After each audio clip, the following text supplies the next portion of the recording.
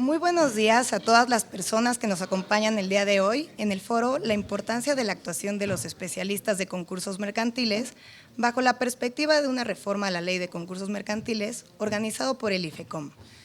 Agradecemos la presencia de los miembros del Presidium, el doctor Javier Lainez Potisek, ministro de la Suprema Corte de Justicia de la Nación,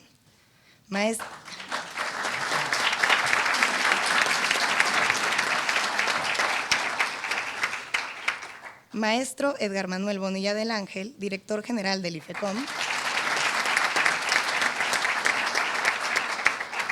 así como los vocales del instituto, el licenciado Jaime Alejandro Gutiérrez Vidal, contador público Guillermo Casas, licenciado Marco Antonio López Pérez y la licenciada María Isabel Almaraz. Asimismo, agradecemos la presencia de la juez Olga Borja Cárdenas y el juez Saúl Martínez Lira, jueces primero y segundo de distrito en materia de concursos mercantiles, con domicilio en la Ciudad de México y jurisdicción en toda la República Mexicana. A continuación, se llevará a cabo el acto de inauguración por parte del maestro Edgar Manuel Bonilla del Ángel, director general del instituto.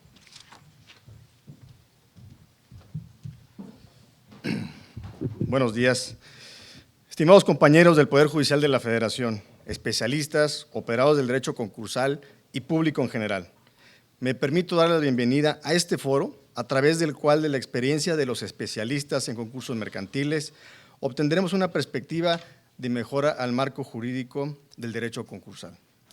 El día de hoy me complace tener la presencia del ministro doctor Javier Lainez Potisek, y en aras del tiempo seré muy breve, solamente daré la inauguración a este día de eventos.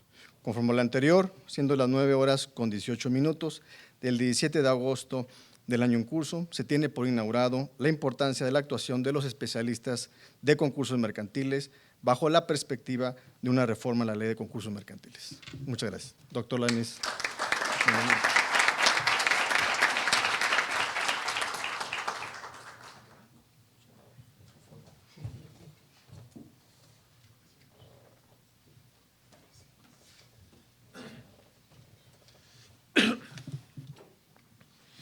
Muy buenos días a todas y a todos.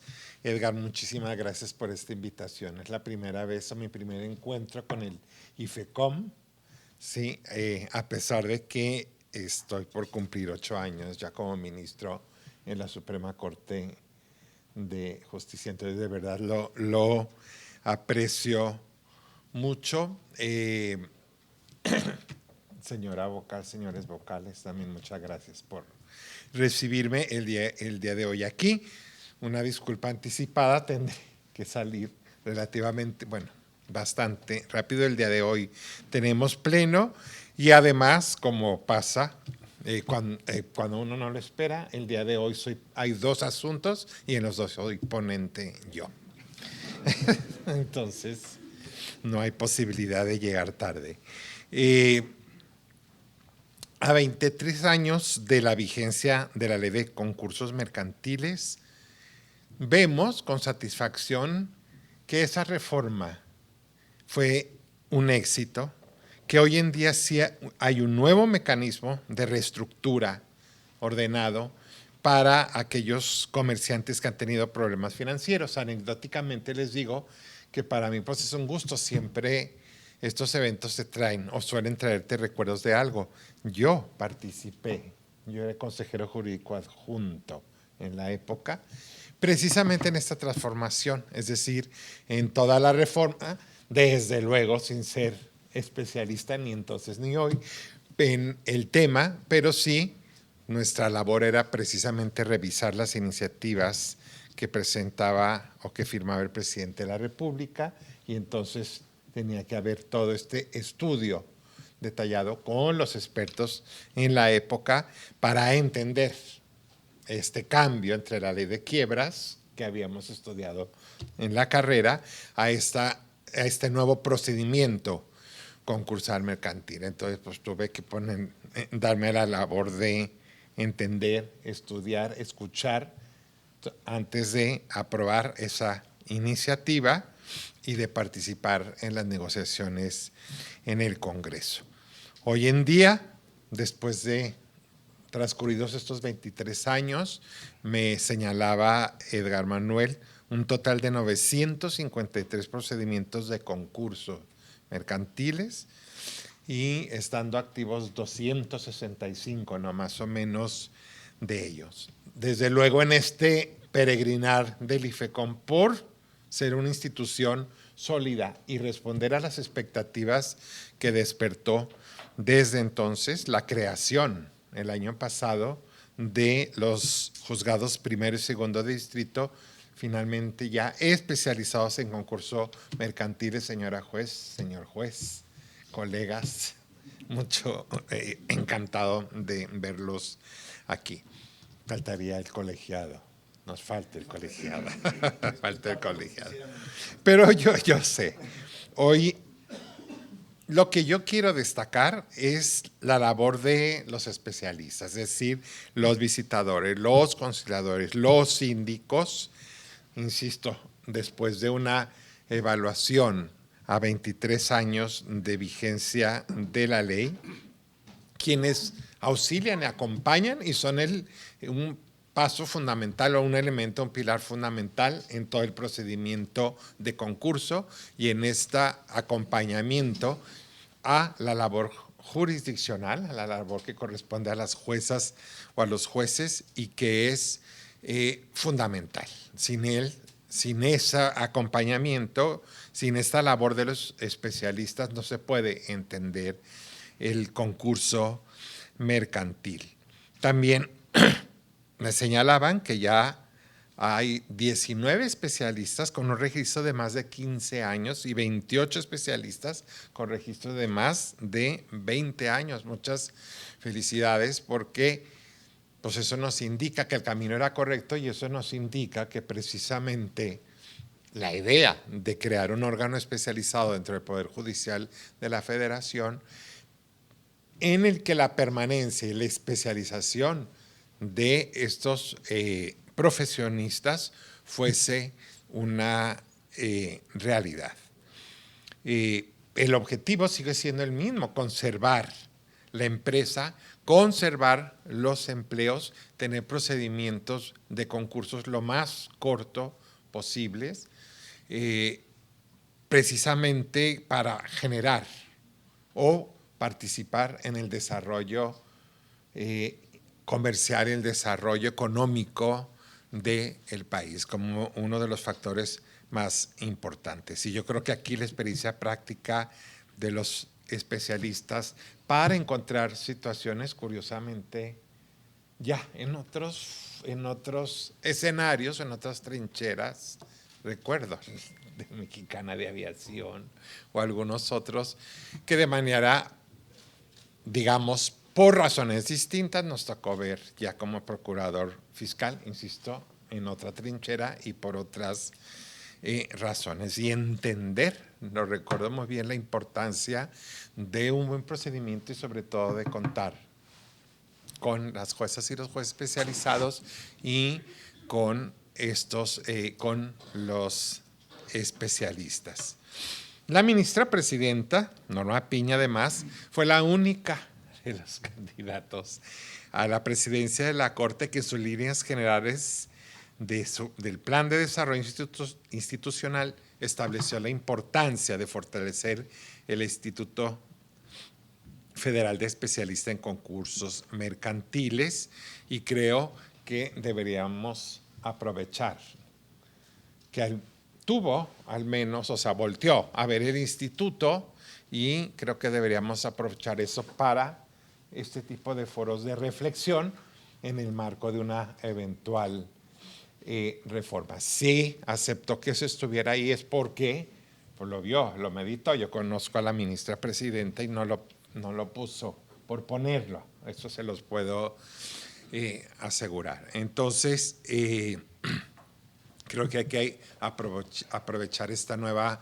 coyuntura que inició su presidencia, pues para continuar con esta labor de fortalecimiento del IFECOM. yo me detengo ahí, únicamente pues felicitar, ¿no?, a todos los especialistas, a manifestarles pues la solidaridad, yo digamos personal como ministro de la Suprema Corte, cuenten con todo el apoyo que yo pueda brindar en las labores del IFECOM, en lo que, insisto, en el caso de una eventual propuesta o en el caso de una reflexión sobre algunos aspectos, siempre es perfectible, eso nunca se detiene, y entonces tenemos que, insisto, aprovechar esta nueva coyuntura. Yo le platicaré a la ministra presidenta que estuve el día de hoy aquí y seguro estará muy satisfecho de ello. Les agradezco muchísimo esta invitación. Les deseo mucho éxito en estas reflexiones. Yo en lo personal estaré muy pendiente de las conclusiones e insisto, cuenten con el apoyo del ministro Lainez en el Pleno, en el Pleno de la Suprema Corte, para cualquier apoyo que yo pueda brindar al IFECOM. Lo considero una institución de primer orden en el Poder Judicial y una institución que tiene que seguirse fortaleciendo. Tenemos que seguir adelante de esto, convenciendo y además haciendo conocer o saber a la ciudadanía de la importancia de una institución como esta. Lo técnico y la especialización lo hace, y en ese punto, qué bueno que no esté en el foco de la discusión política, lo cual también pues se agradece, ¿no? Muchísimas gracias de nueva cuenta, muchas gracias al presidente del IFECOM, señores vocales, y a todos ustedes. Mucho éxito en esta tarea de reflexión. Gracias.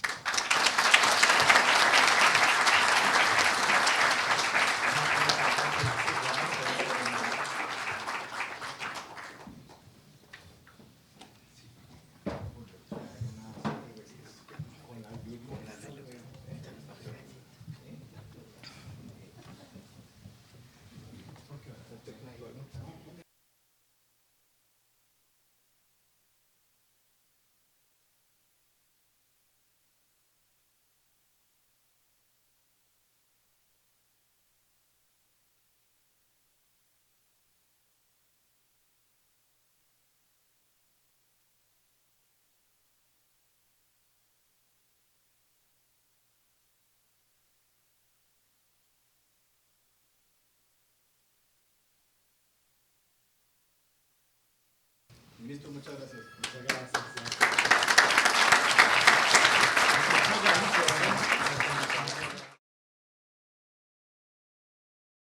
A continuación, escucharemos la exposición de los especialistas de concursos mercantiles Roberto Barquera Ugarte, José Antonio Echenique García, Héctor Alberto Romero Fierro y Gerardo Sierra Arrazola, quienes nos compartirán las experiencias y aprendizajes prácticos que han obtenido a lo largo de su permanencia en el registro de especialistas de concursos mercantiles.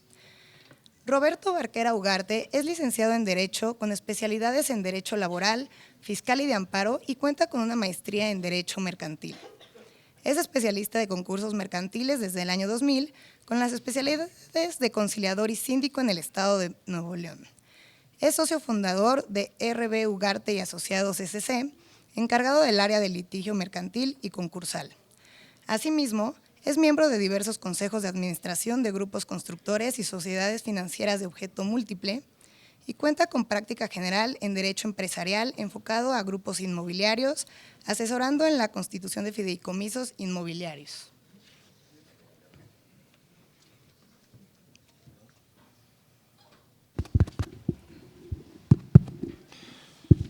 Buenos días a todos. Muchas gracias, Edgar, por la invitación.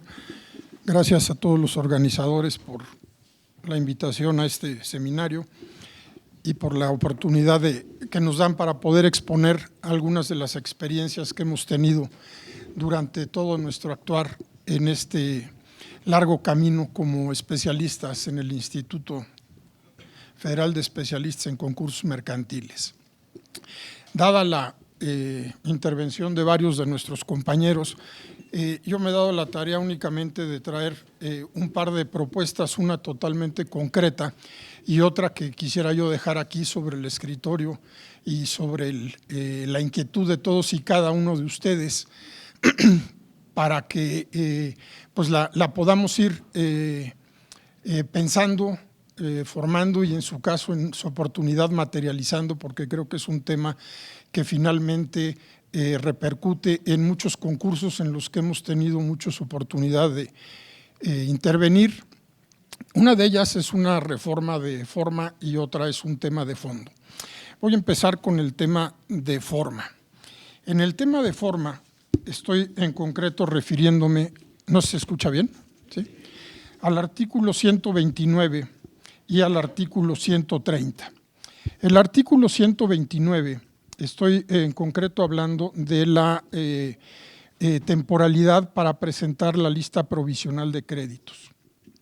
El artículo 129 nos dispone que una vez que el conciliador presente al juez la lista provisional de créditos, éste la pondrá a la vista del comerciante y de los acreedores para que en el término improrrogable de 5 días presenten por escrito al conciliador por conducto del juez sus objeciones acompañadas de los documentos que estimen pertinentes.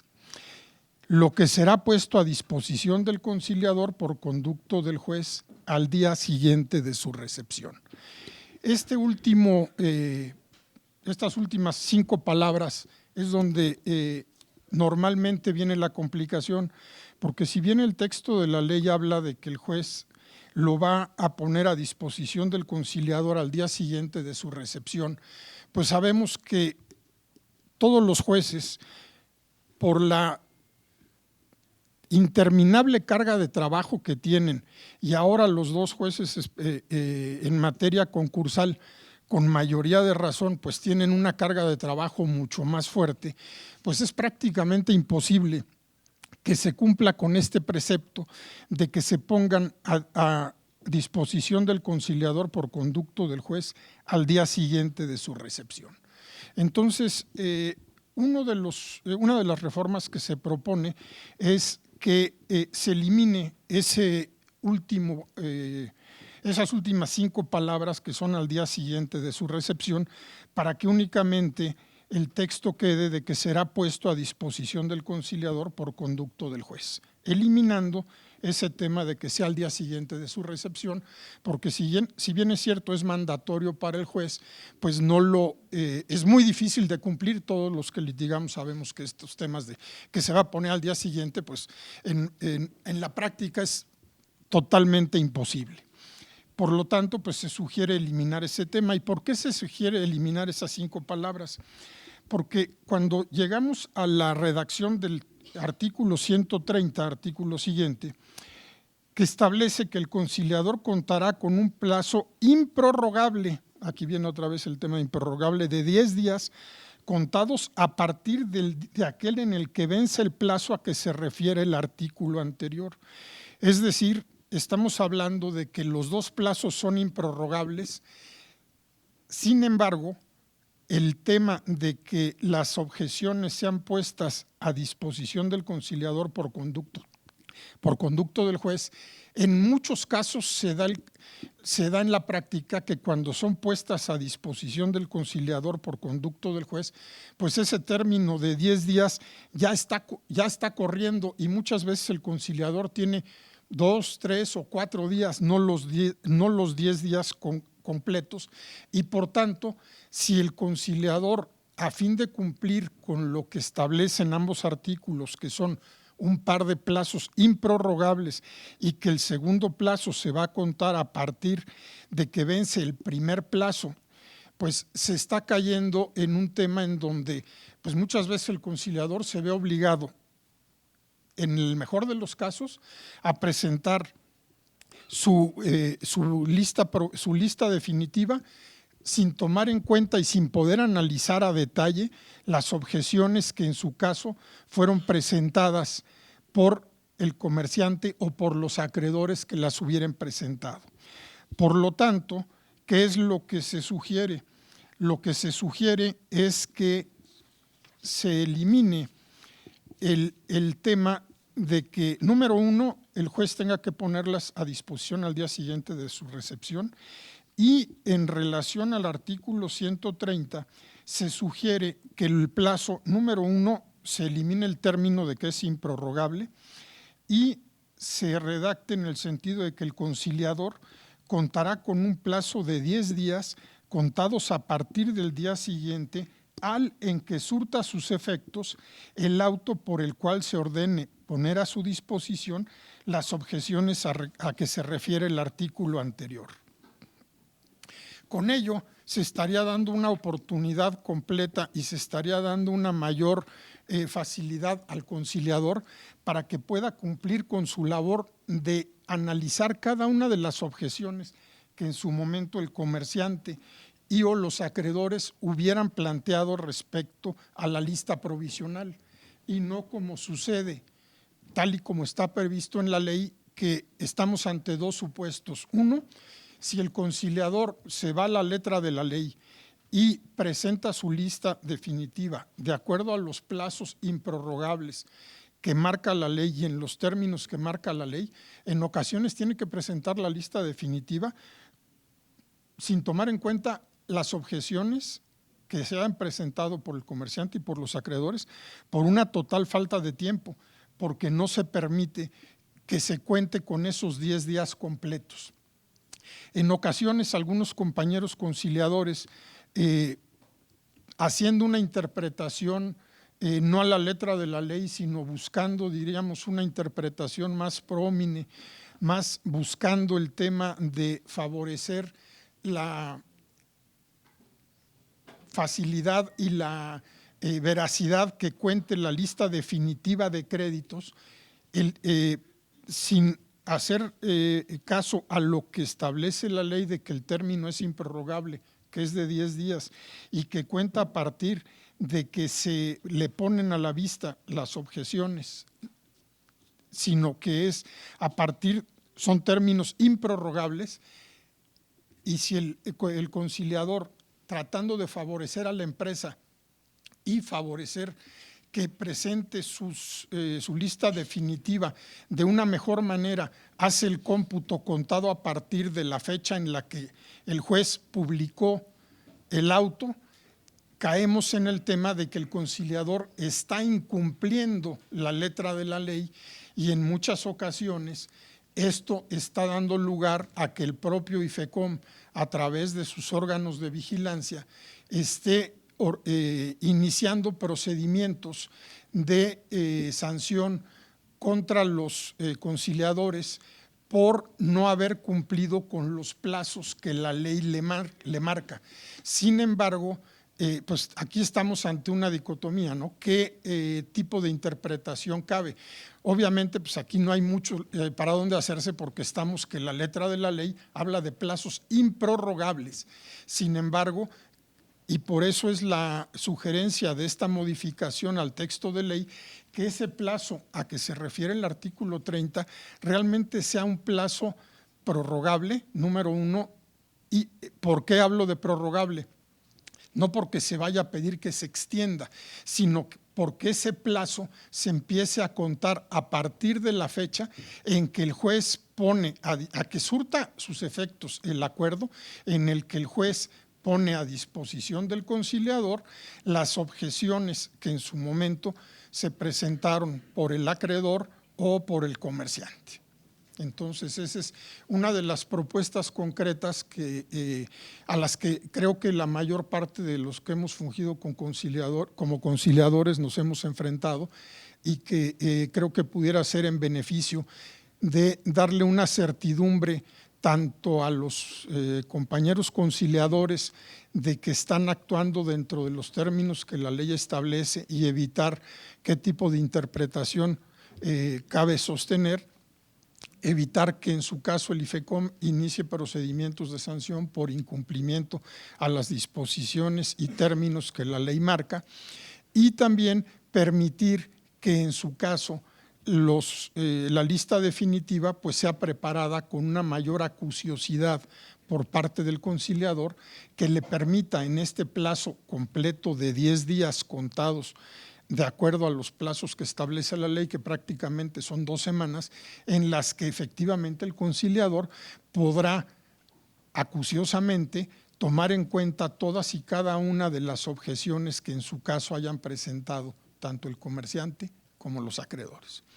Entonces, hasta ahí la sugerencia de mi parte en cuanto a una reforma concreta a la ley, que es las últimas 5 palabras del 129 y una parte del párrafo del 130 para permitirle ser más congruentes con esos plazos y no estar colgados de que la ley le esté exigiendo al juez que al día siguiente de que reciba las objeciones las ponga a disposición, cosa que obviamente es prácticamente imposible por la carga de trabajo y por los plazos y por los movimientos judiciales que en cualquier juzgado hay, ¿no? Todos sabemos que se presenta un escrito, una vez que se presenta, se le turna al secretario, el secretario lo ve, se lo pasa al juez, etcétera. Pues obviamente nunca va a salir al día siguiente y los plazos pues aquí están afectando a todos y finalmente están afectando tanto al conciliador en cuanto a la acuciosidad con la cual puede presentar su lista definitiva,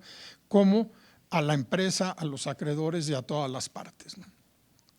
Entonces es la sugerencia concreta en cuanto a temas de forma. En cuanto a temas de fondo, hay un tema que a mí me ha tocado estar sosteniendo y que es aquel que ya alguna vez en alguna de las jornadas que a través del ICECOM en conjunto con el IFECOM tuve la oportunidad de exponer, que es aquella relativa a el tema de las deudas solidarias. No lo propongo como una reforma tal cual, porque creo que es un tema que requiere mucho estudio, mucha profundidad y un análisis muy, muy acucioso por la importancia que esta reforma en su caso representa. ¿A dónde voy? Hablo de las deudas solidarias. ¿A qué nos enfrentamos muchas veces cuando como conciliadores tenemos la oportunidad de ser conciliadores en diversos concursos mercantiles, en donde nos enfrentamos al momento de analizar las solicitudes de reconocimiento de crédito y nos percatamos que de un solo documento, de un solo adeudo, en donde hay un obligado principal, existen 1, 2, 3 o más deudores solidarios? ¿A qué nos enfrentamos?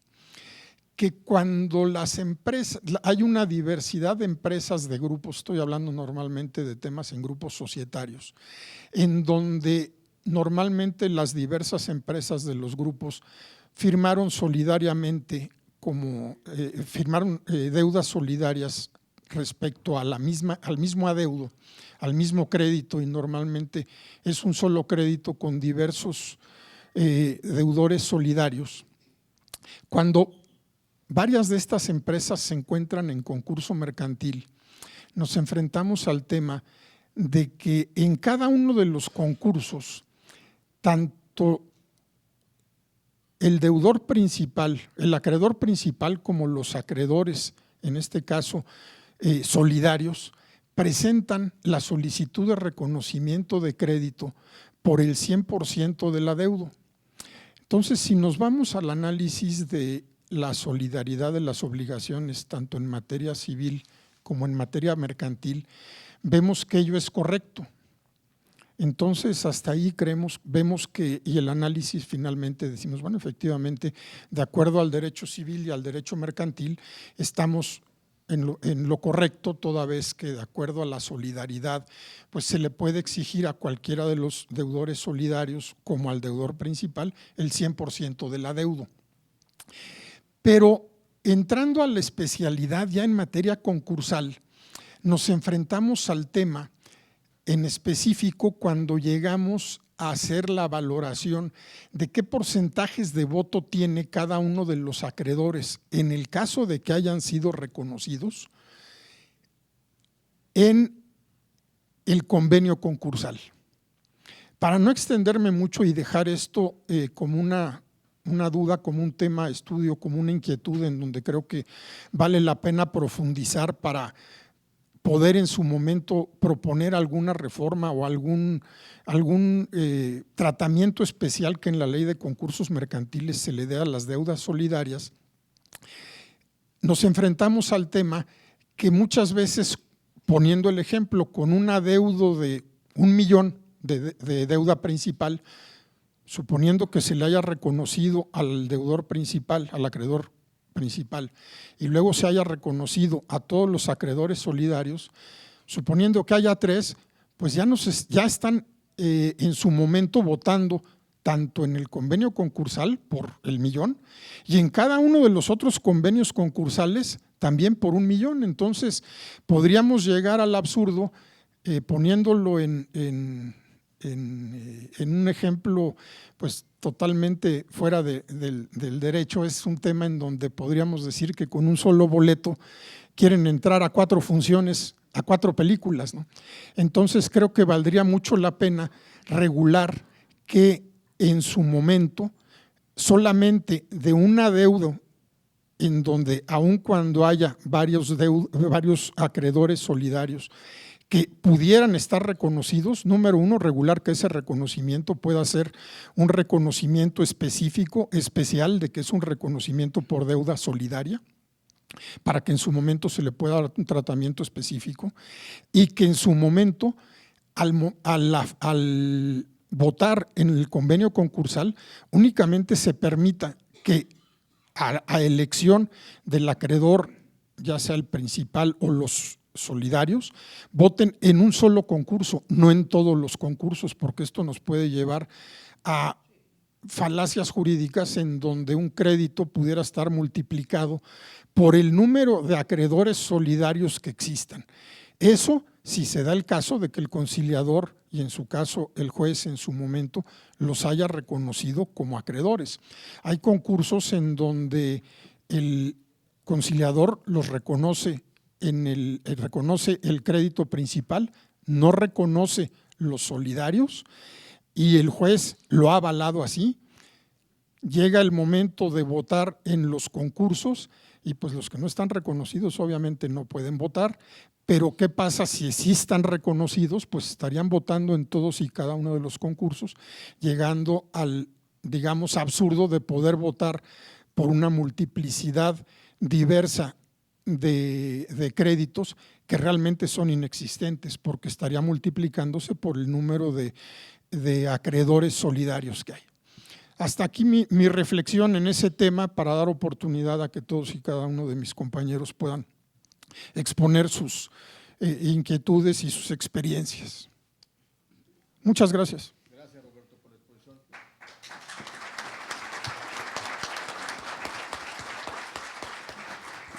Para efecto de dar, hacerlo más ágil el foro, dejaremos las preguntas para el final de la presentación de todos los ponentes el día de hoy, por favor.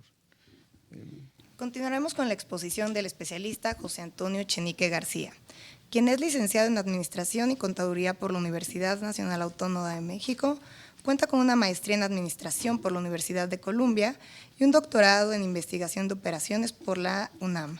Asimismo, es contador público certificado, académico certificado en Administración y auditor fiscal. Es especialista de concursos mercantiles desde el año 2003 con las especialidades de conciliador y síndico. Asimismo, es vicepresidente del Ilustre Consejo de Especialistas de Concursos Mercantiles.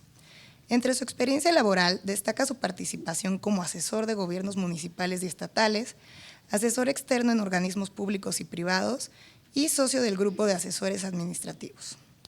Entre su experiencia académica destaca su participación como presidente de la Asociación Nacional de Facultades y Escuelas de Contaduría y Administración, presidente de la Asociación Latinoamericana de Escuelas de Contaduría y Administración y director fundador de la carrera de Administración en la Universidad Marista y director del Instituto de Ciencias Económico-Administrativas de la Universidad Autónoma de Hidalgo. Asimismo, ha tenido una participación activa en las organizaciones de contadores, tanto nacionales como internacionales. Adelante. Muchas gracias, muchas gracias. Me pidieron que hablara sobre la importancia de la actuación de los especialistas de concursos mercantiles bajo la perspectiva de una reforma a la ley de concursos mercantiles. Por deformación profesional, y me han criticado porque me dicen que solamente entrego un oficio en una sola página y pretendo ser muy concreto. Y por deformación soy muy concreto y creo que esto lo podemos discutir después en el ICECOM, con el IFECOM, y nos daría mucho gusto con los señores jueces y con la jueza. ¿Quién es el rector del concurso mercantil? Indiscutiblemente el juez, la jueza. Nosotros somos auxiliares. Y como auxiliares, y bajo la deformación que les digo que soy licenciado en administración, mi función es coordinar a una serie de especialistas. El llevar a coordinar a estos especialistas significa que tengo que trabajar con abogados en diferentes profesiones, con intermediarios, con gente que sepa de negociación, con contadores en diferentes áreas, con fiscalistas, con auditores, con evaluadores, con peritos. Soy el especialista y la cabeza de este grupo, pero que tengo que trabajar con un grupo que tienen especialidades. Y permítanme hacer una reflexión y de tipo familiar. Soy hijo de un abogado. Mi hermano es médico, yo soy contador y administrador. Mi hermano es arquitecto y mi madre era química.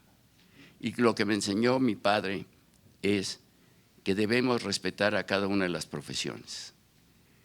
Les he comentado a los vocales que no me podré discutir con ustedes en un área de su especialidad como es el derecho, pero sí mi función es coordinar todas estas profesiones. Ahora, en última instancia, el especialista, su función es estar trabajando con todas estas gentes. Y en el área que me compete, que es en el área contable, financiera, administrativa, sí creo que tenemos una serie de problemas en los cuales, siendo muy concreto, no para discutirlos en este momento, pero que sí debemos de platicar y comentar.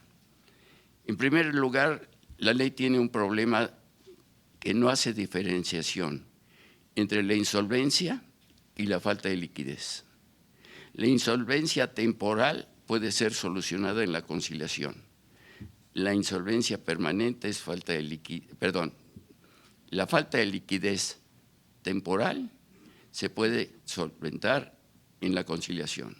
La falta de liquidez permanente nos lleva a la quiebra. Y la ley confunde en el artículo 10 la insolvencia con la falta de liquidez.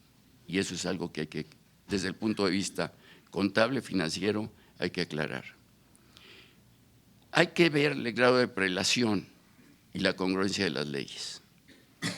No es congruente la ley del Seguro Social con la ley de concursos mercantiles en algunos de sus aspectos.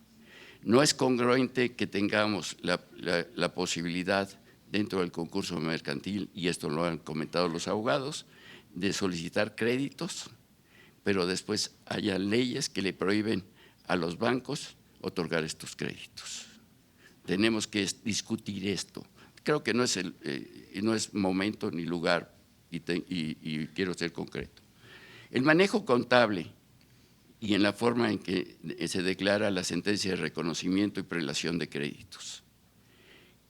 El manejo de la contabilidad, y esto mis colegas contadores, tenemos una contabilidad de NUDIS, que jamás nos han enseñado a llevar una contabilidad de NUDIS, y tenemos que llevar la contabilidad de NUDIS, lo cual nos provoca una serie de problemas porque el UDI está variando.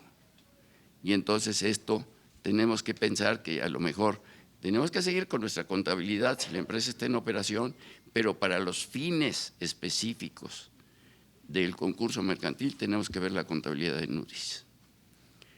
Tenemos problemas fiscales y la determinación y recuperación del IVA. Si yo en la etapa de quiebra cobro IVA, entonces a lo mejor tengo IVA por pagar o IVA por recuperar. ¿Y cómo lo voy a manejar? Y tenemos que platicar con el SAT. Y con el SAT tenemos muchos problemas, porque en determinado momento me nombran a mí síndico, y en el momento que me nombran síndico soy el responsable, y cómo es el manejo ante el SAT de toda esta responsabilidad. También, ¿cómo facturamos? ¿Cómo vamos a facturar en una empresa que ya no es en operación? ¿Cómo determinamos el valor de activos intangibles? En muchas de las empresas, y lo vimos en el caso, y aquí está presente en el caso de Mexicana, el valor que tiene un activo intangible que se llama nombre, que se llama marca, y cómo se debe ver este activo intangible. Tenemos que ver también los honorarios de los especialistas. Somos muy cuestionados con los honorarios de los especialistas.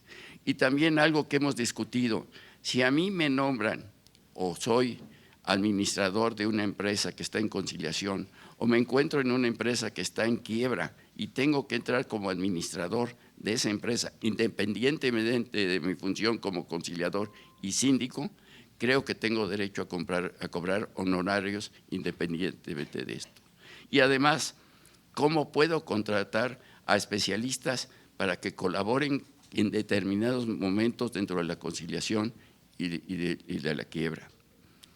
Después, otro de los problemas que tenemos es, en el momento que el juez, la jueza, da la sentencia de reconocimientos de crédito, automáticamente nos movieron la contabilidad, porque para fines específicos, los acreedores ya no son los que nosotros teníamos en la contabilidad, sino que ahora son los que se señalan en la sentencia de reconocimiento de créditos, y tenemos que adecuar todo esto. Esto significa una serie de cambios. Por otro lado, también se dice, y lo comentó un abogado aquí, cuando una empresa está en conciliación y comienza anterior la visita, la empresa lo que está solicitando es un salvavidas. Y si es que empezamos a cuestionar qué tipo de salvavidas, cuánto va a costar el salvavidas y por qué salvavidas de ese. En el momento que le demos el salvavidas, ya se ahogó, ya la empresa terminó. Tenemos que ver el manejo financiero de todas estas cuestiones. Tenemos también un gran problema que son los tiempos. Ahorita el licenciado nos comentaba de una cuestión muy especial, pero también estamos recibiendo, y con todo respeto lo digo, que nos dan 3 días para la contestar, que en algunos casos es difícil de llegar a una contestación en 3 días. Simplemente hablemos de una fianza. En el momento que nos solicitan la fianza y nos dicen que tenemos 3 días para la fianza, son pocas las afianzadoras que nos dan esa posibilidad. Esto es lo que yo creo que debemos de discutir, que debemos de platicar, que debemos de intercambiar ideas y soluciones. Estamos en concursos mercantiles en los cuales trabajamos tanto la parte jurídica con la parte administrativa, la parte contable, financiera y otras profesiones. Debemos de intercambiar nuestras experiencias para tener una mejor ley de concursos mercantiles. Muchas gracias.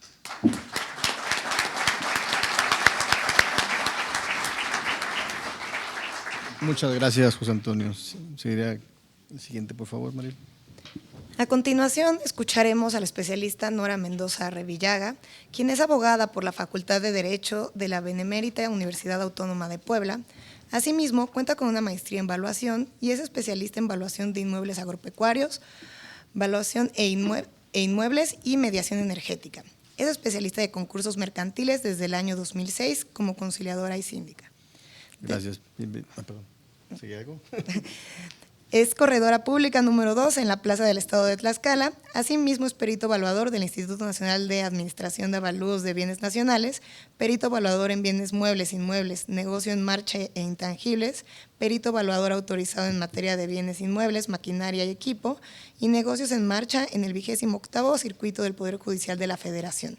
Asimismo, es docente universitaria en la Facultad de Derecho, Ciencias Políticas y Criminología de la Universidad Autónoma de Tlaxcala. Gracias, Nora, bienvenida. Muchas gracias. Muchas gracias, buenos días. Perdón por llegar tarde, pero esta ciudad, híjole, no tiene palabra.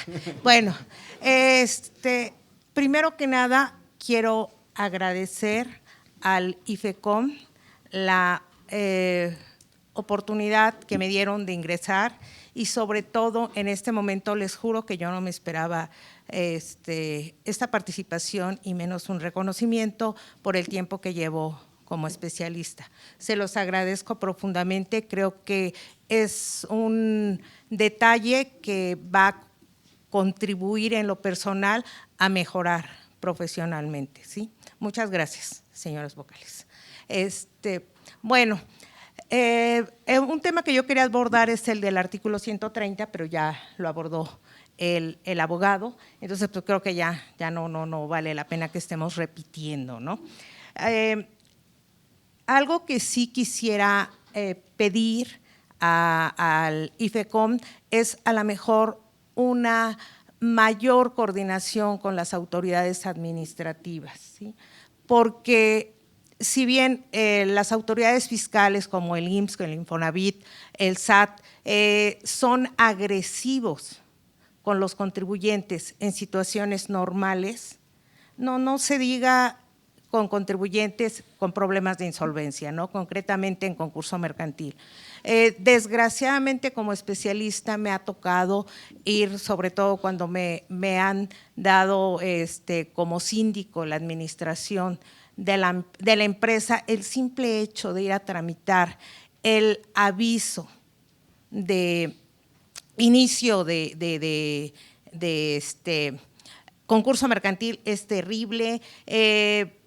Para empezar, digo, finalmente las personas que están al frente en las administraciones de atención a los contribuyentes no son empleados comunes, son abogados, son contadores, son administradores y no saben distinguir entre un instrumento notarial con facultades para un apoderado a una resolución judicial de un juez federal que le está ordenando o que está determinando un cambio de situación jurídica de una empresa y por lo tanto le está concediendo facultades al sustituto del administrador, que en este caso es el síndico, ¿no?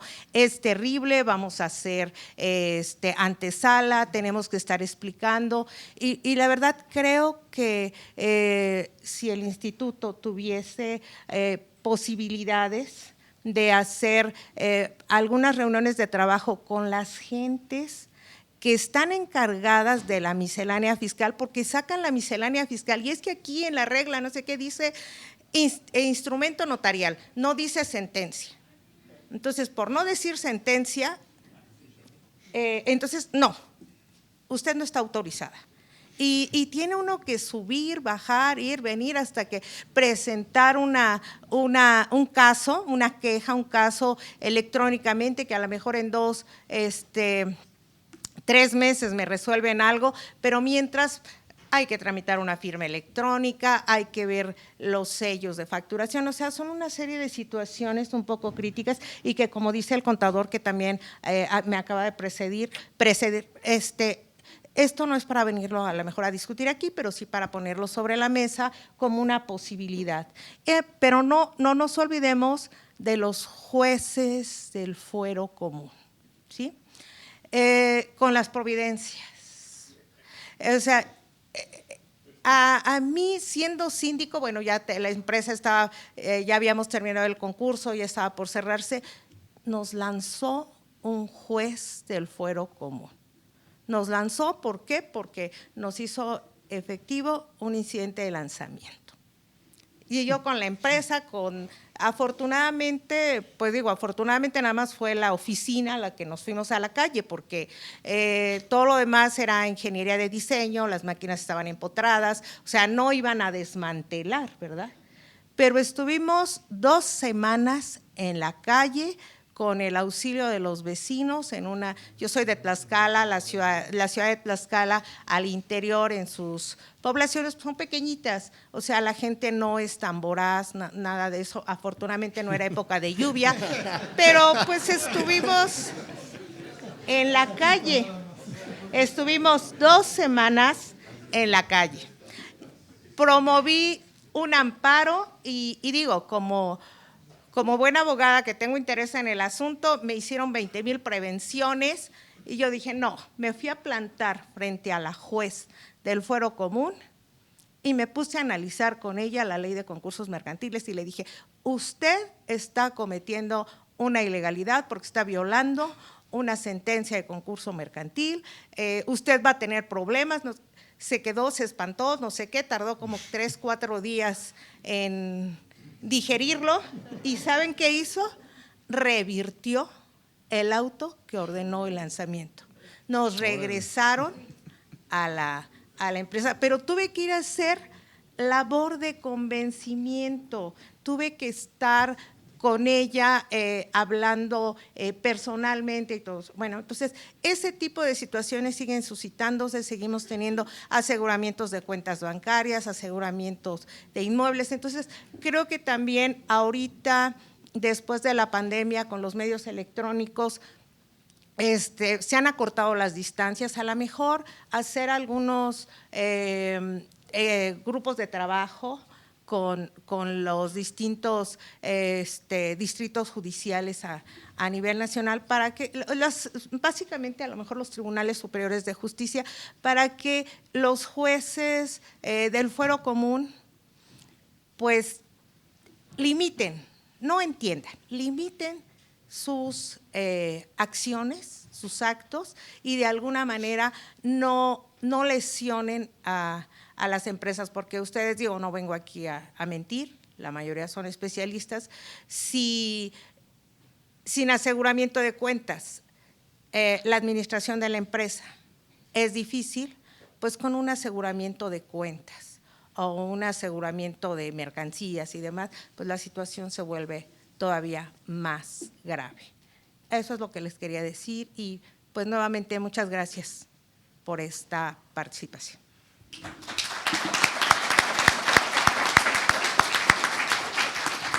Muchas gracias, Nora. Qué buena experiencia viviste en la calle, en Tlaxcala. No, qué bueno que no fueron muy voraces en esa época. La verdad, digo, o sea, no quiero decir, mejor me callo, me defiendo más callada. Muchas gracias. Continuamos con la exposición del especialista Héctor Alberto Romero Fierro, quien es abogado y contador público y auditor. Asimismo, cuenta con una maestría en Administración, una maestría en Impuestos, una maestría en Derecho Fiscal y una maestría en Evaluación. Desde hace 19 años es especialista de concursos mercantiles como visitador, conciliador y síndico, y es consejero del Ilustre Colegio de Especialistas de Concursos Mercantiles. Es corredor público número 58 en la Plaza del Estado de Jalisco. Asimismo, es mediador, negociador, conciliador y árbitro habilitado por el Instituto de Justicia Alternativa del Estado de Jalisco, mediador y árbitro internacional, perito y evaluador. Actualmente tiene a su cargo la liquidación del Partido Político Nacional Encuentro Solidario y es síndico ante el Servicio de Administración Tributaria. Imparte la materia de arbitraje en la Maestría de Medios Alternos de la Universidad de Guadalajara y las materias de Constitucional Fiscal y Defensa Fiscal en la Maestría de Análisis Tributario. Gracias a todos. Bueno, me pidieron que les platicara mi experiencia a lo largo de 19 años en concursos y no los quiero hacer llorar. Mejor nada más vamos a hablar de la reforma de ley. Y voy a empezar por temas concretos que sé que en esta legislatura no vamos a poder lograr nada. Hay que esperar 14 meses para que nos bendiga el mundo y podamos tener una Cámara de Diputados que atienda las iniciativas que se le presenten, porque ya hemos logrado hacer llegar 2 o 3 de estas a la Cámara y pues se mandaron archivo, a comisiones. Y voy a empezar por temas muy concretos, algunos ya los trataron aquí, Pero hay uno muy importante para mí, el automatic stay, que se dé en automático desde la visita, señores. Es imposible que las medidas de protección estemos sujetas, primero a que se le ocurra al abogado, que muchas veces no tiene experiencia, pedirlas, y luego que discrecionalmente el juez no las quiera otorgar en ese momento o decida esperar hasta la admisión del concurso para otorgarlas. La ley modelo nos da la excelente propuesta de que sean en automático como son en otros países. Entonces, esta sería la primera propuesta de reforma que yo haría. Quiero que estas iniciativas presentarlas por conducto del Ilustre Colegio Nacional y de la mano con el IFECOM, para que encontremos algunos senadores o diputados valientes que les hagan llegar a la Cámara en la próxima gestión. Segundo, creo que no nada más debemos hablar de financiamiento, de reforma a la ley de concursos mercantiles. Necesitamos, como ya lo mencionaron, una reforma a las leyes financieras del país y principalmente a las circulares, que no sé qué tanta fuerza legal tengan, pero ya ven que en este país para las autoridades circular mata ley, donde la Comisión Nacional Bancaria prohíbe el financiamiento DIP cuando estamos en concurso mercantil. Entonces, es imposible tratar de lograr muchas empresas que uno como conciliador ve viables por el hecho de que todas las puertas de financiamiento bancario están cerradas. Y entonces tenemos que acudir a financiamientos no bancarios con la tasa de agio, de interés que representan, y que de todos modos a lo mejor el proyecto ya se vuelve nuevamente inviable por una situación de estas. Entonces, tendremos que hacer la propuesta para que el financiamiento DIP se pueda lograr dentro del concurso mercantil, claro, bajo la rectoría del juez concursal, pero que tengamos la opción de que los bancos la puedan dar.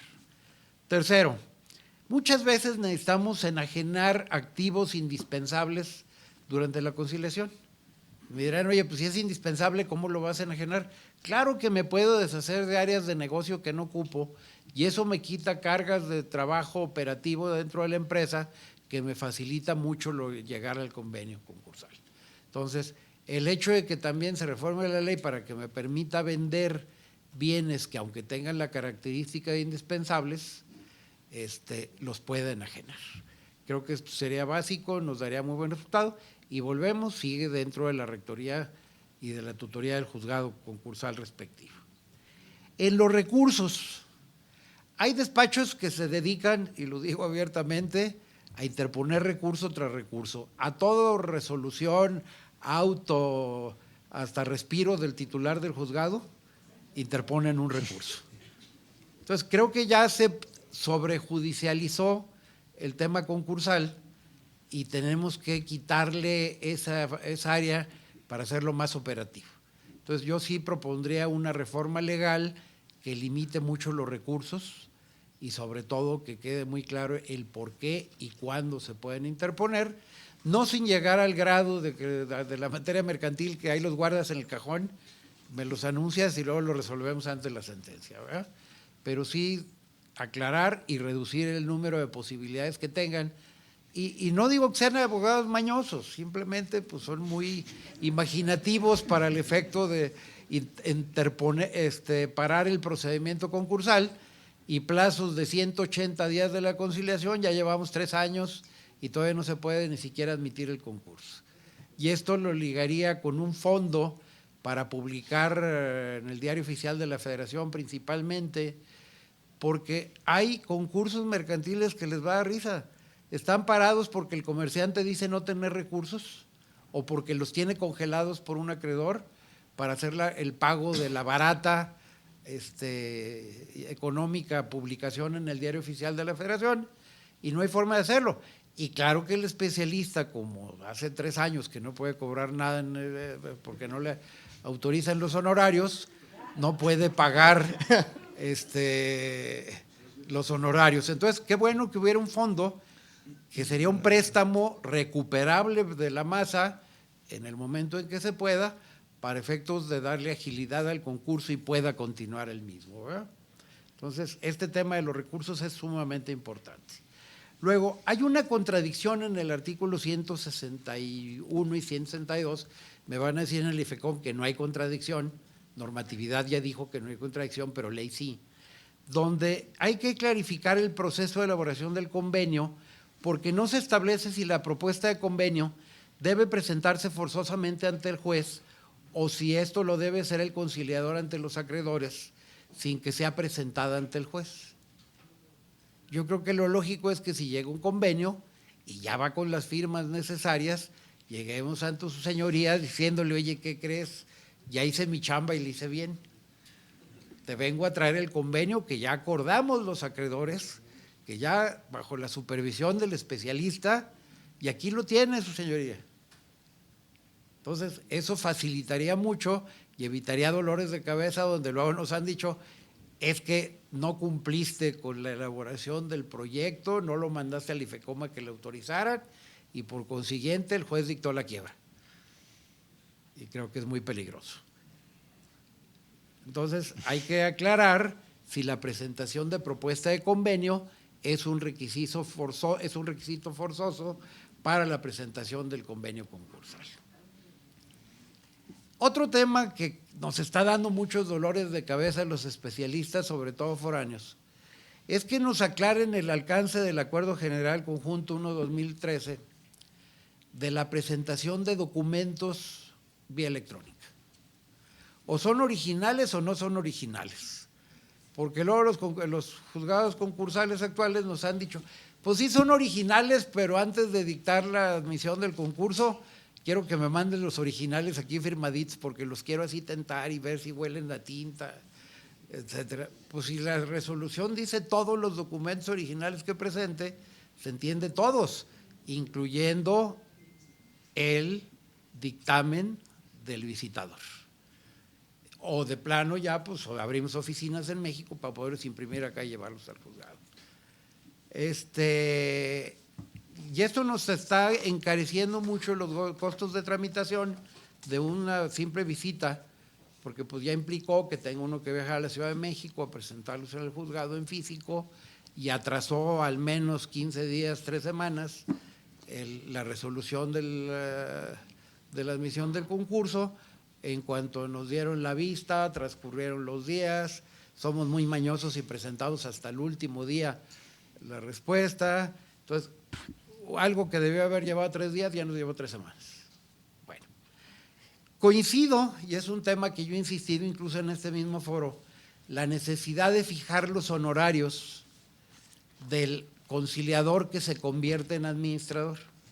Esto no es nuevo, en muchos países existe. Y también es importantísimo que se clarifique, dependiendo el tamaño y tipo de empresa, lo que puede cobrar el administrador.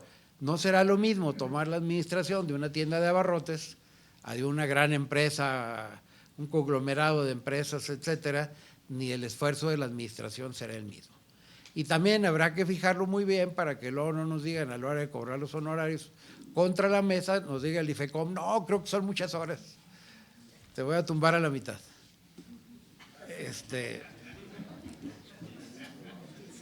Así es. Creo que lo que comentaba la colega Nora es importantísimo y yo lo recomendaría que lo hiciéramos en conjunto, el ISECOM y el IFECOM, esas reuniones con las autoridades administrativas. Yo padezco ser síndico ante el SAT por el Colegio de Corredores, antes fui del Nacional, ahora nada más en Jalisco y Nayarit, y efectivamente las autoridades fiscales no entienden, y menos de derecho concursal. Entonces necesitamos un acercamiento para que entiendan la trascendencia que tiene una orden de un juez federal concursal cuando dijo, el señor a partir de este momento es el síndico de la empresa y tiene todas las facultades inherentes a su cargo. Y en el SAT nos dicen, no, es que no viene de connotario y no traes facultades de dominio expresas. Y te peleas en las juntas de síndico y lo único que tú tienes una cuenta para que lo escales a nivel nacional, usa la plataforma y súbelo. Tengo 1 año y no nos dan respuesta todavía de la plataforma nacional. Entonces creo que sí sería bueno que tuviéramos esa representación del ISECOM, del instituto, y platicáramos con las autoridades federales, porque nos daría mucho descanso para agilizar esto, que además luego nos sale cola, perdónenme la expresión, porque no puedo sacar la firma electrónica. Entonces, ¿cómo vendo los bienes si el comprador quiere su CFDI? Es que pues, si te doy cita y traes una sentencia de un juzgado, pues no, eso no vuela. Entonces, oye, tengo que vender, o ya vendí, tengo que facturarlo. Pero aparte ya te convertiste en obligado solidario como síndico, porque fíjate bien, ya vendiste, tuviste trabajadores, retuviste, y ahora ¿dónde entero el dinero del fisco? Evasor fiscal, te quedaste con dinero de retenciones y del IVA que no era tuyo. Y desde que descubrieron en el SAT que había obligación solidaria para los síndicos, pues pasan 3 días y ya te la están fincando. Si la están fincando en situaciones que no tiene razón el SAT, ahora imagínense las que sí tiene razón. Entonces, estos son los puntos que yo sí creo que sería sumamente importante atacar de inmediato. Sé que es una cartita a Santa Claus que esta legislatura los tomara en cuenta, pero pues hay que insistir desde este momento. Muchas gracias.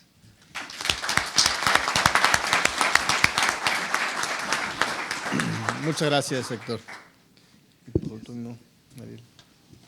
Por último, escucharemos al especialista Gerardo Sierra Arrazola. Él es contador público egresado de la Universidad Iberoamericana con estudios de posgrado en el área de finanzas. Cuenta con experiencia como directivo, consejero y asesor en diversas empresas financieras y comerciales y catedrático en diversas instituciones universitarias y escuelas de posgrado. Con 20 años de carrera en instituciones bancarias y en casas de bolsa, en las áreas de ingeniería financiera, financiamiento corporativo, banca de inversión y fondos institucionales. Actualmente es asesor financiero independiente, con otros 20 años de experiencia en reestructuraciones de empresas y concursos mercantiles.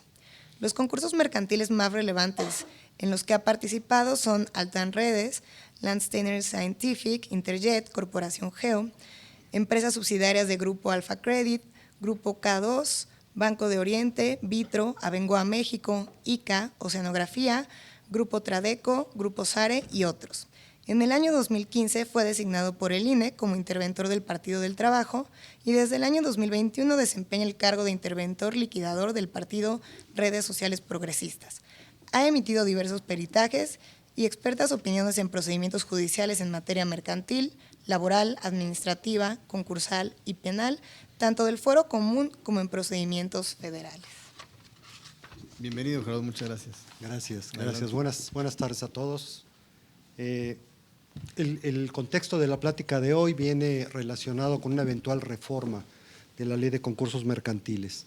En ese sentido, y viendo la participación de mis compañeros, yo quisiera empezar con la reflexión de que una reforma a la ley debe proponerse bajo un contexto global, por decirlo de alguna forma, dado que una reforma a nuestra ley implica seguramente una modificación o adecuación de otras leyes o códigos. Ya nos tocó en las reformas que hemos tenido que si se modifica algo en nuestra ley, tiene una repercusión quizá en algún código de procedimientos, quizá en la ley de instituciones financieras, etcétera. Entonces, desde ese punto de vista debemos prever que cualquier propuesta que hagamos pudiera tener una repercusión en el cambio legislativo en un ámbito global. Además de que para ser certeros en las modificaciones, yo creo que es necesario la pluralidad de los participantes que propongan la reforma. La reforma que se originó de determinados artículos donde nos han acotado tanto los plazos del procedimiento y de las incidencias del procedimiento, pues nos ha resultado en la práctica perjudicial, eso de que no se pueden alargar o el juez tiene responsabilidad si alarga los plazos de ciertas etapas o de específicamente de las tareas que marca la ley, tiene una responsabilidad personal, creo que es muy perjudicial, incluso incongruente con determinados artículos como espero tener tiempo de especificarlo. En ese sentido, agradezco yo al IFECOM y a todos ustedes el poder participar y opinar respecto de la posibilidad de proponer una reforma, porque repito, esto debe ser de manera plural Esto debemos todos participar, no solamente los empresarios, no solamente los banqueros, no solamente quizá alguna autoridad en forma directa o indirecta, sino, y agradezco que en este caso la nueva administración del IFECOM nos esté dando la posibilidad de participar a nosotros. Ya nos tocó alguna vez que se nos pidió ayuda de participación, pero meramente casi para ver quién conocía un diputado, para ir a proponer y que se nos abriera una puerta.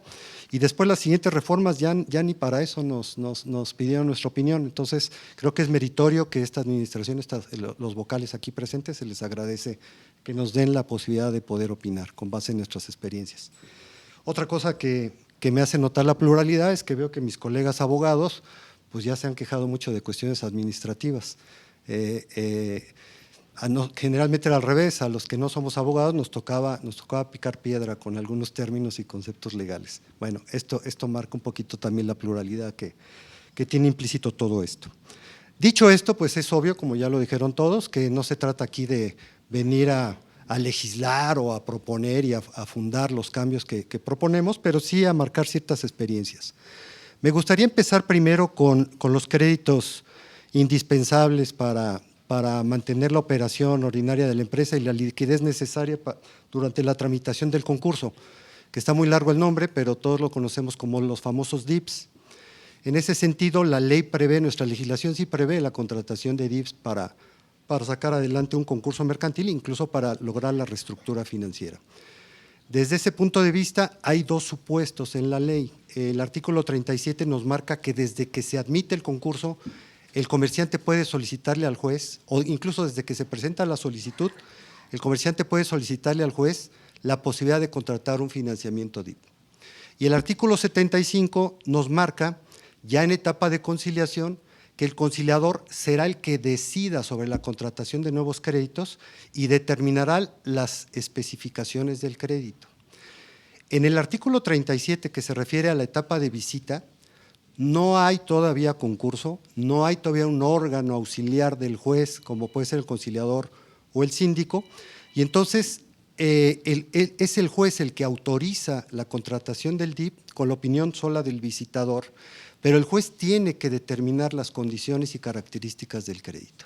Hay una diferencia fundamental entre el artículo 37, que es el DIP en etapa de visita, y en el 75 en etapa de conciliación. Incluso el 75 en la etapa de conciliación, cuando el conciliador decide la contratación de este crédito, al final el artículo 75 dice que cualquier objeción se substanciará incidentalmente. Me queda la duda si en la visita, si el juez autoriza el crédito, no puede caber la posibilidad de un incidente que lo objete. Yo creo que sí, aunque no lo diga el artículo, no soy abogado, pero quiero resaltar la diferencia que hace el legislador entre contratar un crédito bajo la responsabilidad del conciliador con respecto al que puede autorizar el juez previo al concurso o previo a la declaración de concurso. ¿A qué voy con todo esto? A que se corre el riesgo, como ya me tocó vivirlo en la práctica, de que un DIP autorizado por el conciliador determinado con sus características, alguien lo objeta, se abre el incidente y el juez sanciona que no procede el financiamiento DIP. Esto tiene muchísimas consecuencias. Primero, la incertidumbre para quien de buena fe, supongámoslo así, otorgó el crédito. Una incertidumbre total, incluso para lograr la reestructura de la empresa. Consecuencias a largo plazo, pues que ya ¿quién va a querer dar un DIP cuando una vez otorgado, con el estudio y la responsabilidad del conciliador, alguien, un acreedor vía incidental y valoradas ciertas cuestiones, el juez puede determinar que no tiene la preferencia del artículo 224 de cobrarse preferentemente estos créditos. Esto cobra mucha relevancia, repito, en el concurso donde se dé, pero también en nuestro ámbito de acción, porque podemos irnos despidiendo de poder instrumentar un financiamiento de este tipo, que sin duda son súper indispensables para lograr la reestructura de la empresa. ¿Qué es lo que, independientemente de los cambios que amerite en la ley este tema, se debe proponer? Y no solamente para los financiamientos DIPs, sino incluso para el contenido de un convenio, para la realización de ventas de activos en una quiebra, por ejemplo, donde los especialistas, la ley les concede ciertas facultades. ¿Qué pasa cuando incidentalmente hay objeciones? Yo creo que los juzgadores deben valorar el que revertir los efectos de algún acto que los conciliadores o síndicos hayan hecho bajo su estricta responsabilidad en uso de sus facultades, tiene muchas consecuencias. En ese sentido, deberán valorar si deben dictar determinaciones que afecten a los especialistas, ya sea con remoción, con la aplicación de sus fianzas o lo que sea, o no aprobar un convenio porque el conciliador llenó mal los formatos o porque el DIP, a juicio del juez, no lo valoró adecuadamente el conciliador. Ahí se afecta, ya no digamos a la empresa, a los acreedores, se afecta, repito, la posibilidad de rescatar a la empresa y repercusiones en nuestro medio de una mala imagen o de una inconsistencia de la aplicación de las leyes. Me ha tocado ver resoluciones donde, desgraciadamente, por estas formas de la ley, los jueces revierten ventas de activos, revierten la presentación de un convenio, cuando notoriamente las partes, que son el comerciante y sus acreedores, cumplieron con su carga procesal y los más perjudicados son cuando el juzgador revierte por la tarea que todo el mundo ha hecho, ¿no? Entonces, mientras pudieran peinarse la ley por completo en este sentido, lo más recomendable sería que los juzgados unificaran criterios, pudiéramos valorarlo como sus auxiliares que somos, qué repercusiones tendría en caso de que incluso hayamos cometido un error que no se afecte a las partes del concurso. Este ejemplo que pongo de los DIPs, pues ejemplifica muy bien esto que trato de decir. Espero que me haya dado a entender. Tengo otra lámina respecto de los plazos, que pues todo el mundo se ha quejado de los plazos. Repito, yo creo que la última legislación o el último cambio a la legislación en relación a los plazos, de que en el artículo 7 le queda muy claro a los jueces que no pueden modificar ningún plazo o término, incluso que tienen responsabilidad los jueces y el propio IFECOM respecto a no cumplir con sus determinaciones en plazo. Se ha llegado a la exageración de muchas veces tener nosotros ya un convenio, como lo decía el colega, ya firmado, ya tramitado, ya descargada toda la carga procesal, y resulta que los plazos para la autorización del convenio por parte del juzgador están comprendidos dentro de los 365 días. Lo cual, si muchas veces llegamos, como yo creo que todo el mundo lo ha experimentado, llegamos con los dedos tras la puerta con nuestro convenio, pues ahora pásale la bronca a los juzgados de emitirlo casi en 24 horas la sentencia, o si no, llega el plazo fatal de declararlo en quiebra. Hay muchas inconsistencias en la ley en cuanto a los plazos. Se habla de que la conciliación y sus prórrogas no pueden durar más de 365 días y que los plazos de autorización están comprendidos en este plazo, pero al mismo tiempo, y nada más para ejemplificarlo, la parte final del 145 dice: los plazos para aprobación del convenio quedan comprendidos dentro de la etapa de conciliación y sus prórrogas. Y acaba diciendo: no pudiendo extenderse en exceso del término previsto por este artículo. Entonces, ¿cómo está eso? O sea, ¿el juez no se puede o no se puede extender? Bueno, sí se puede extender, pero no en exceso. Entonces, creo que hay que revisar todos estos plazos, hacer las modificaciones que nos dejen un poco más tranquilo a todos, porque ya saca el juez la autorización finalmente de la aprobación del convenio y después puede ser incluso apelable la aprobación del convenio. Repito, no nos da tiempo de platicar de todo esto, pero en fin. Otro tópico que me gustaría platicarles es el tratamiento de los créditos fiscales. El fisco es un acreedor más, lo hemos platicado mucho, pero el fisco tiene ciertas concesiones y cierta actitud procesal en el concurso. El artículo 69 dice que a partir de la sentencia de concurso mercantil, los créditos fiscales continuarán causando actualizaciones, multas y accesorios que correspondan conforme a las disposiciones aplicables. creo que es demasiado ambiguo el artículo, porque ¿qué pasa si ya está reconocido y ya está en UDIs? ¿Puede seguir actualizándose y causando todos los accesorios? Creo que resulta ilógico, ¿no? ¿Qué hemos hecho en la práctica? Yo creo que todos, se reconoce el crédito fiscal, se queda en UDIs y nos olvidamos de seguir preguntándole al fisco cómo van sus actualizaciones, multas y recargos.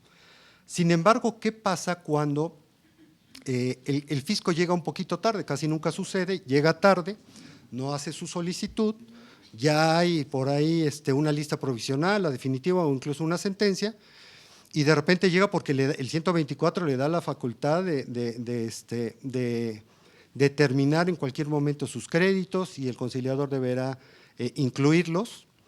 ¿Qué pasa entonces cuando llega el fisco y me dice que me pasó a mí? Cada semana me mandaba un oficio a mi oficina diciendo ya se actualizó la cantidad y va en esto, y va en esto, y va en esto. Y entonces yo todavía no acababa mi lista provisional y ya tenía 3 oficios del SAT con supuestas actualizaciones.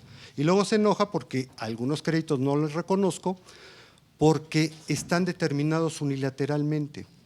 El 124 dice que el conciliador debe acompañar a la lista de los créditos todos los créditos fiscales que le sean notificados al comerciante por autoridades fiscales. Esto es una desgracia porque el fisco puede, como ya me pasó, estarle notificando, incluso según él, a través del conciliador, estarle notificando nuevos créditos y actualizaciones y recargos cuando o hay medios de defensa por parte del comerciante o simplemente no está reconocido en la contabilidad ese crédito por parte del comerciante. Es una notificación de un crédito, ya un crédito. ¿Puede un acreedor unilateralmente determinar que existe un crédito a su favor? Yo creo que no. Yo creo que para el conciliador un crédito debe ser aquel que cumpla ciertas características, aún con las facultades que estos artículos marcan para el fisco.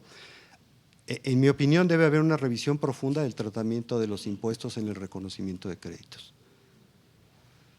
Si me lo permiten, todavía veo, espero que no se me duerman, pero otras urgencias que he notado o que hemos enfrentado nosotros en nuestra labor son los plazos, los cálculos a que se refiere el título quinto de la adopción de un convenio. A veces es más fácil una trivia de internet o de los memes que poder interpretar cada uno de los artículos del título quinto. Que si los créditos relacionados o subordinados sí suman o no suman y solamente si dicen que sí, pero si dicen que no, pero solamente en un 25 o un X porcentaje, se vuelve una verdadera tragedia la interpretación. Ya la tecnología que nos proporciona el IFECOM automatiza un poco para que no tengamos que razonar mucho, pero eso no nos salva de una eventual apelación de una interpretación diferente de todos estos cálculos que implica el título quinto.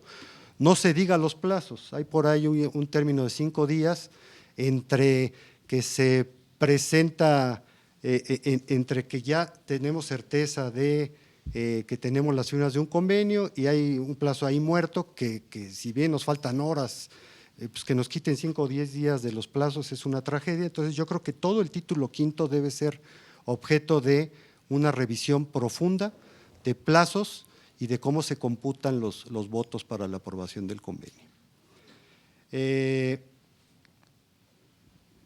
Otras urgencias, pero ya muy particulares, con independencia de que la ropa sucia se lava en casa, hemos tenido mucho problema con los plazos que marca la ley y que pueden ser sujetos de procedimientos de sanción por parte del IFECOM. Dices, tú tienes 3 días para notificar a los acreedores, a partir de que conozcas tu designación.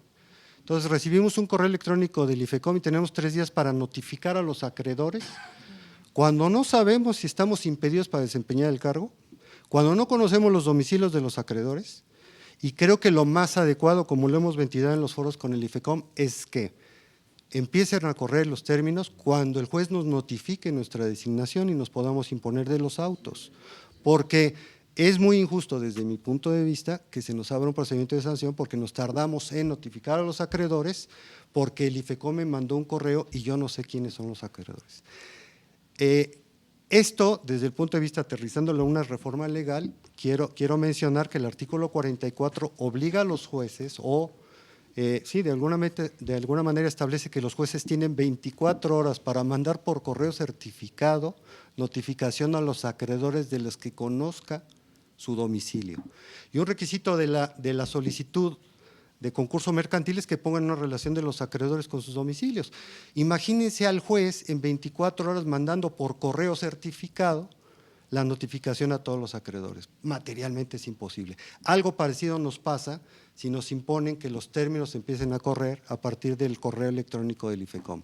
Repito, esto es algo que vamos a seguramente a través de el ICECOM o de algunas otras agrupaciones platicar con el IFECOM porque nos aprieta muchísimo nuestro actuar. Definitivamente tenemos una carga procesal parecida a los de los juzgados concursales y a veces se nos dificulta cumplir con todos estos pequeños detalles. Pues básicamente para ya no aburrirlos, los dejo hasta aquí y muchas gracias por su atención.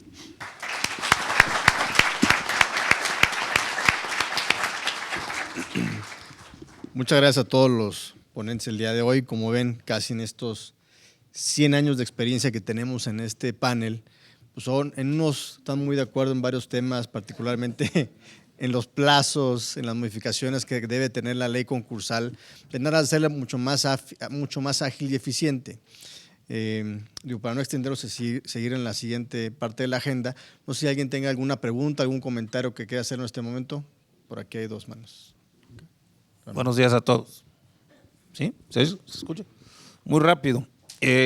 Tomando el tema de Gerardo, el tema fiscal, de hace un par de años se derogó el 146B del Código Fiscal de la Federación, donde específicamente se daba el tratamiento a las condonaciones fiscales derivadas del concurso mercantil. Entonces, considerando que el SAT es un acreedor, ¿cuál va a ser el criterio? Si es un acreedor más, ¿le afecta o no le afecta la quita? Lo dejo así, porque antes sí estaba específico en el Código Fiscal de la Federación, ahora ya no está, lo derogaron. Sin embargo, nosotros en ley sí continuamos con la disposición, que era la fracción, si mal no recuerdo, la fracción segunda del 146B, la repuse igualmente, diciendo que con el convenio concursal se eliminan las multas y actualizaciones de recargos que se hayan generado durante el concurso. ¿Va a aplicar el SAT la ley de concursos? O sea, porque ahí vamos a tener el problema, y ahí yo tengo uno así ya, con un convenio. A ver, hay que decide el juez, porque nosotros estamos metidos en la quita. Para mí es un acreedor más. Dos, y este es muy rápido, yo creo que sí debemos de, lo ha dicho José Antonio, lo dijo Roberto, también Nora, lo de los plazos, las presiones, los inicios de procedimiento administrativo, yo creo que sí debemos de definir, porque yo siento que se está confundiendo las medidas de apremio, ¿sí?, con las sanciones administrativas hacia los especialistas. Yo estoy de acuerdo que si nosotros nos pone un plazo el juez, nos puede aplicar una medida de apremio, la multa, las medidas de apremio que dice la ley, pero no nos puede percibir con la sustitución. Yo estoy de acuerdo también en el artículo 7º, lo dijo Roberto, lo dijo José Antonio, el juez es el rector del procedimiento, pero nosotros somos sus auxiliares. Entonces, la sustitución está específica en la ley cuando no se presenta la lista definitiva previo requerimiento del juez hacia el especialista de presentar la lista definitiva. Ahí está prevista en ley directamente la sustitución, pero la sustitución del conciliador no es una medida de apremio. Yo considero que la sustitución fuera de ese caso, que la sustitución del conciliador debe ser derivada de la denuncia de hechos que hacen los acreedores después del procedimiento y con la garantía de audiencia hacia el especialista. Pero no se nos pueda percibir como medida de apremio la sustitución. Es una opinión y yo creo que sí es algo que es importante, porque vivimos en la zozobra de que por cualquier cosa nos quieren sustituir. Entonces, ahí lo dejo de tarea. Y nada más para no quitar más tiempo. Gracias. Muchas gracias. Por allá hay otra.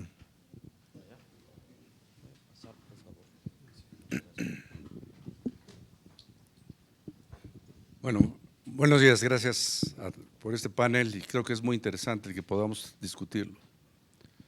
Yo llevo ya 21 años siendo síndico de una quiebra y no se resuelve.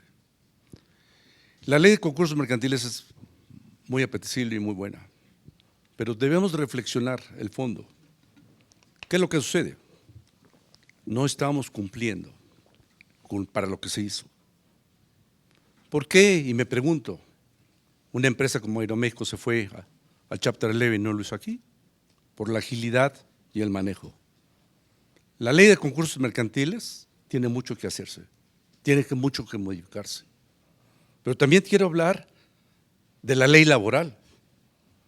Los problemas, la ley decía claramente, ninguna ley que se oponga a concursos mercantiles puede ser sobre de ella. Y la laboral se sobrepuso al concurso al que yo manejo. Y ahí estamos después de 21 años y no se resuelve. Y es de fondo lo que se tiene que manejar. También es muy importante que un concurso mercantil no nomás se tiene que ver desde el punto de vista legal. El concurso mercantil es un problema financiero y es un problema que se tiene que atacar como tal. Y debemos distinguir lo legal de lo financiero y dejar en un momento determinado que el conciliador realmente maneje la cuestión financiera como debe ser. Y eso no lo dice la ley, porque hay trabas y trabas jurídicas que tienen que estar cumpliendo, como ya lo dijo José Antonio. Entonces, debemos reflexionar de fondo.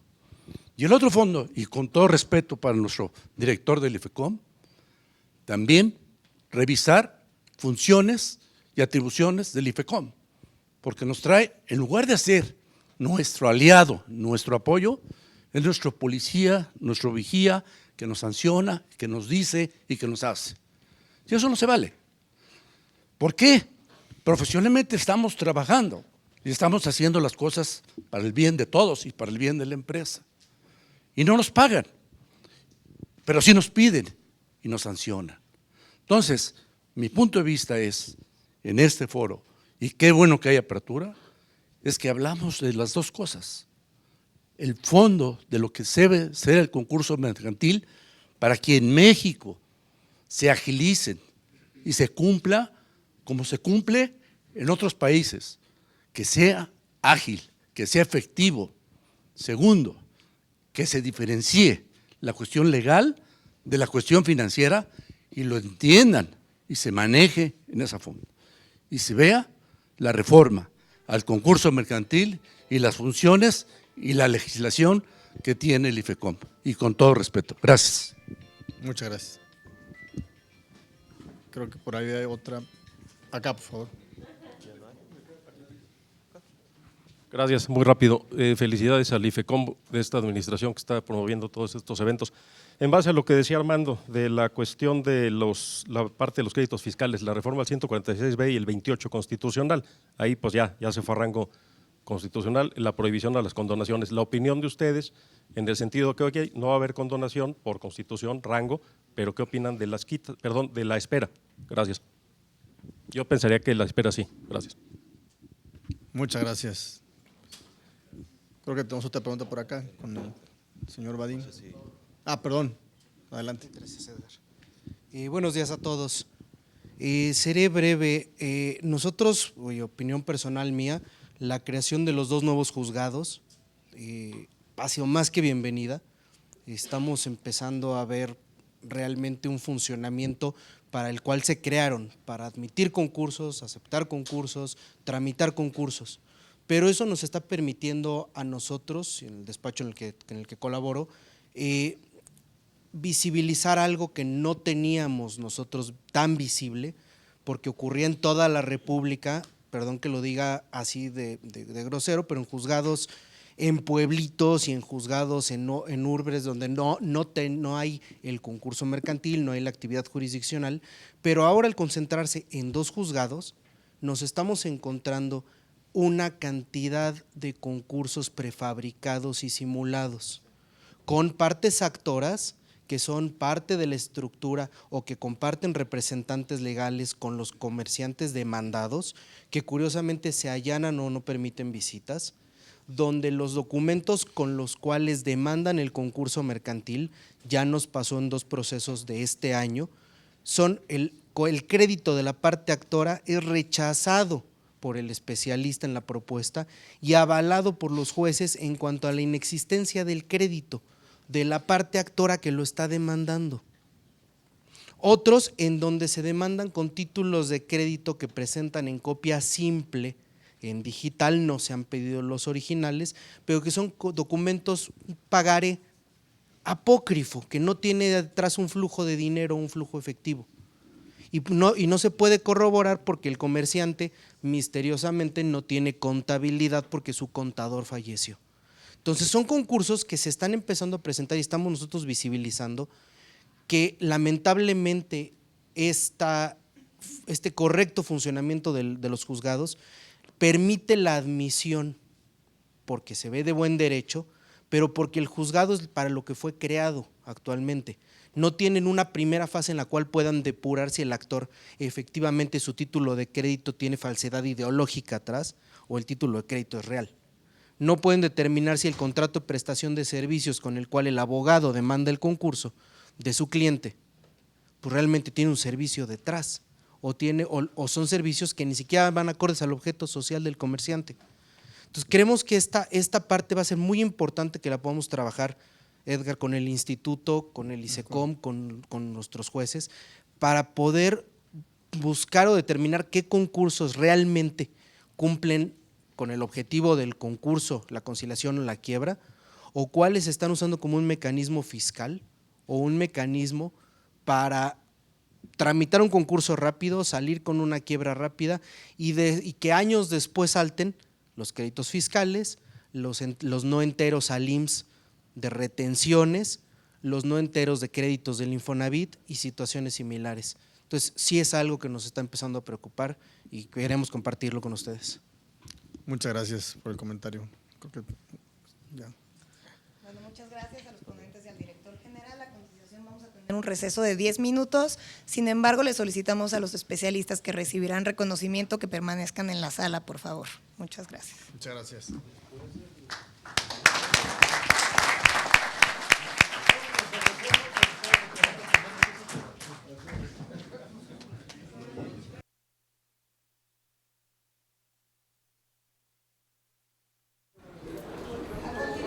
Se hará la entrega de reconocimientos a los especialistas de concursos mercantiles que cuentan con una permanencia de 15 años o más en el registro. Los reconocimientos serán entregados por el director general del instituto y los vocales. Damos inicio con Víctor Manuel Aguilera Gómez, con 23 años en el registro.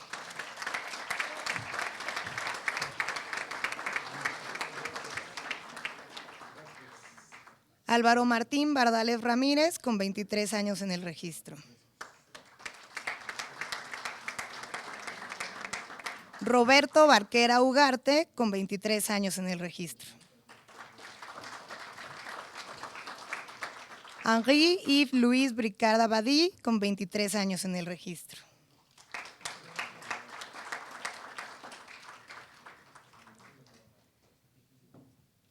Samuel Ricardo Egure Lascano, con 23 años en el registro.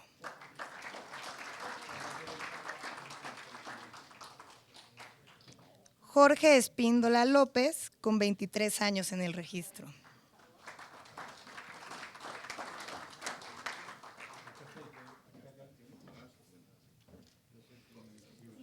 Jorge Trejo Caram, con 23 años en el registro.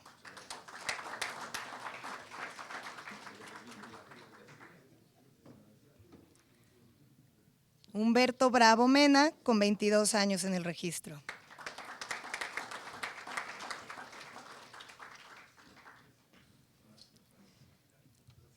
Ana Luisa Ramírez Hernández, con 22 años en el registro.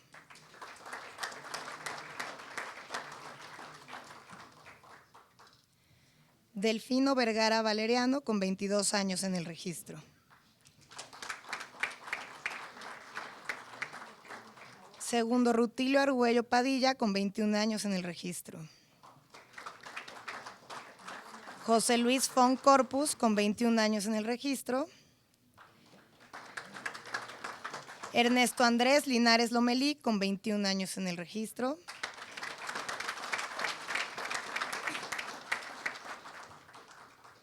Gerardo Maldonado García, con 21 años en el registro.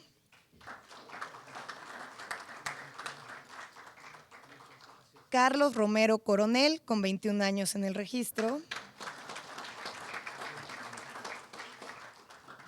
Octavio Tamayo Vázquez, con 21 años en el registro.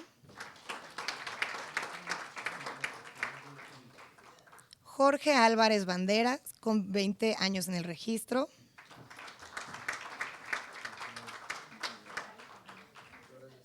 José Alberto Burguet Parra, con 20 años en el registro.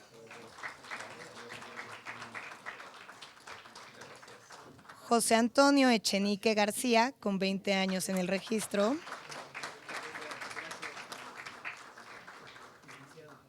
Sergio Francisco Hermida Guerrero, con 20 años en el registro.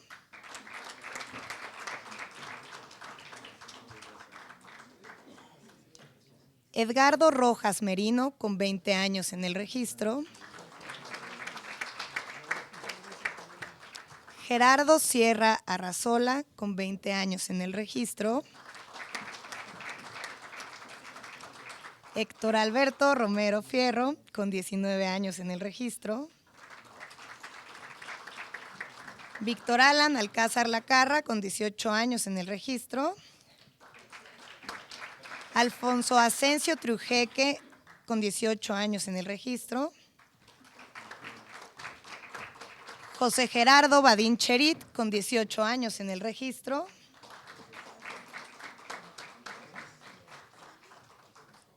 Federico Gabriel Lucio de Canini, con 18 años en el registro. Fernando Pérez Correa Camarena, con 18 años en el registro. Enrique Estrella Menéndez, con 17 años en el registro. Nora Mendoza Arrevillaga, con 17 años en el registro. Daniel Tapia Izquierdo, con 17 años en el registro.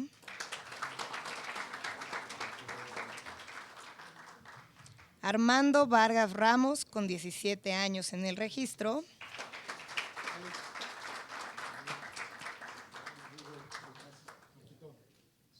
César Toscano Novoa, con 16 años en el registro.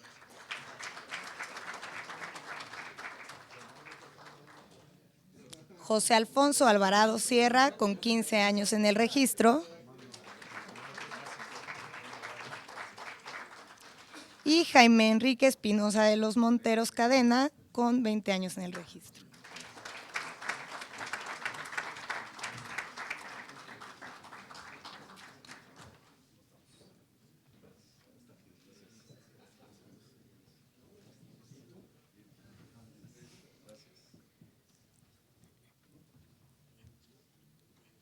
Solicitamos a todos los especialistas que recibieron reconocimientos y pueden subir al… Okay.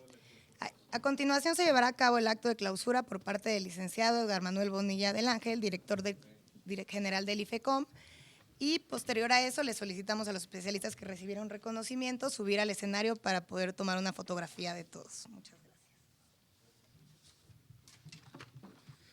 gracias. Buenas tardes, o 2 días, perdón, todavía. Sin duda alguna, este foro concluye con una gran cantidad de reflexiones que recopilan la importancia del actuar de los especialistas de concursos mercantiles. Resaltaría muchas de ellas, pero listaré un par de ellas. Modificar particularmente los tiempos de los plazos que establece la ley de concursos mercantiles, establecer una modificación respecto a los créditos indispensables que pueden obtener las comerciantes, la revisión de los honorarios por parte de los especialistas, así como aquellos gastos adicionales que pueden obtener dentro de sus funciones. Una modificación a otras leyes que no sea solamente la ley de concurso mercantil, la posible enajenación de activos indispensables para la operación del negocio y aquellos también que sean no indispensables en la operación del negocio. La modificación respecto a los excesos de recursos que existen el día de hoy en los procedimientos de concurso mercantil, la posibilidad de crear un fondo para la publicación de las sentencias, la claridad respecto del uso de los medios electrónicos y coordinación con las autoridades administrativas. Como ven, todavía tenemos mucho que hacer respecto a la posible modificación a la ley de concursos mercantiles. Como lo señalé hace rato, más de 100 años hubo solamente en el puro panel, no se diga la experiencia, como ven, y lo señaló el ministro Lainez Potisek, pues sin duda está sirviendo la institución de la ley de concursos mercantiles y particularmente la LIFECOM al tener especialistas con una trayectoria como la que tienen todos ustedes el de hoy. No me queda nada más que agradecer a los miembros de la Junta del Instituto que hicieron posible este evento también y también a todos los asistentes que están aquí el de hoy. Por lo que, siendo las 11:34, se declara por terminado este foro. Muchas gracias a todos.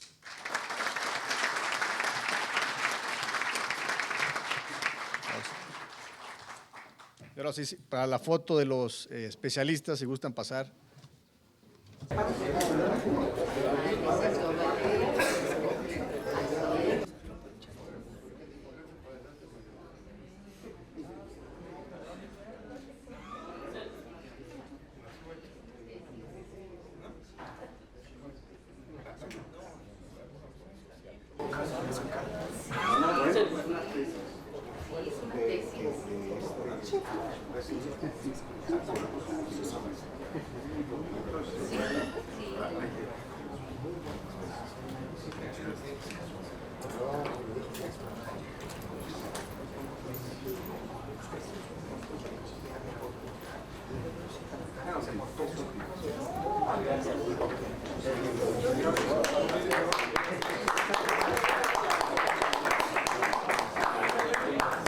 ¿Está bien?